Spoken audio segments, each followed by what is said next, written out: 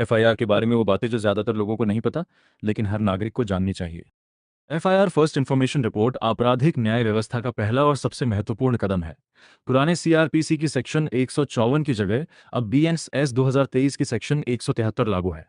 यह सिर्फ रिपोर्ट नहीं बल्कि जांच की नींव है। बिना एफआईआर के पुलिस जांच नहीं कर सकती कॉग्निजेबल ऑफेंसेस में। एफआईआर की बुनियादी लेकिन ज़रूरी बातें।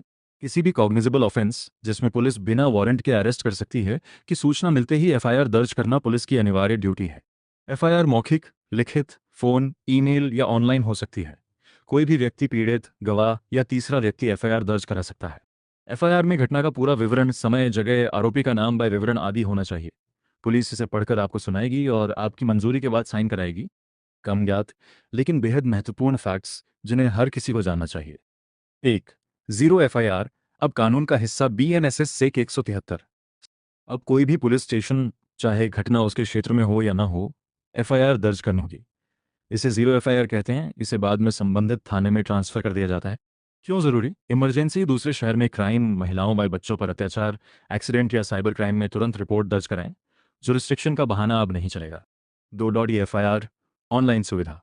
कई राज्यों में वेबसाइट बाय ऐप के जरिए ई एफआईआर दर्ज कर सकते हैं, खासकर चोरी, वाहन चोरी आदि में।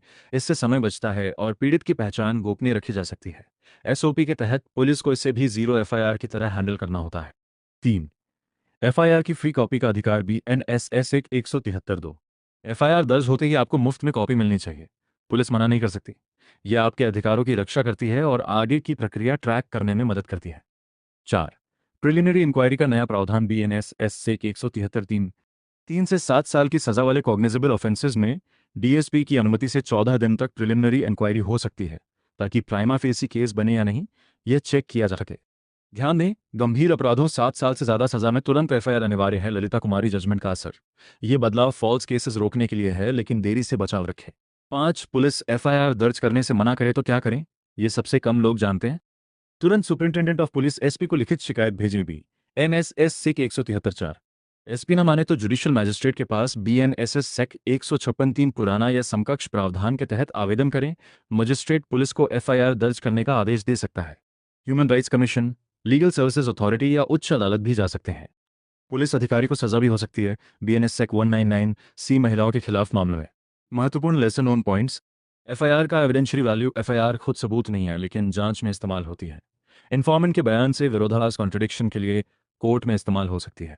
फॉल्स एफआईआर के परिणाम। जानबूझकर फॉल्स जानकारी देने पर बीएनएस के तहत सजा सेक 212/217 समकक्ष पुराने आईपीसी 182/211 6 महीने से 7 साल तक जेल प्लस जुर्माना। काउंटर केस या क्वाशिंग के लिए हाईकोर्ट जा सकते हैं। पुलिस अपनी जानकारी पर भी एफआईआर दर्ज कर सकती है, पब्लिक कंप्लेंट के बिना भी कॉग्निजेबल ऑफेंस में। समय की सीमा। एफआईआर जितनी जल्दी दर्ज होगी, सबूत उतने सुरक्षित रहेंगे। देरी पर कोर्ट में वजह बतानी पड़ती है।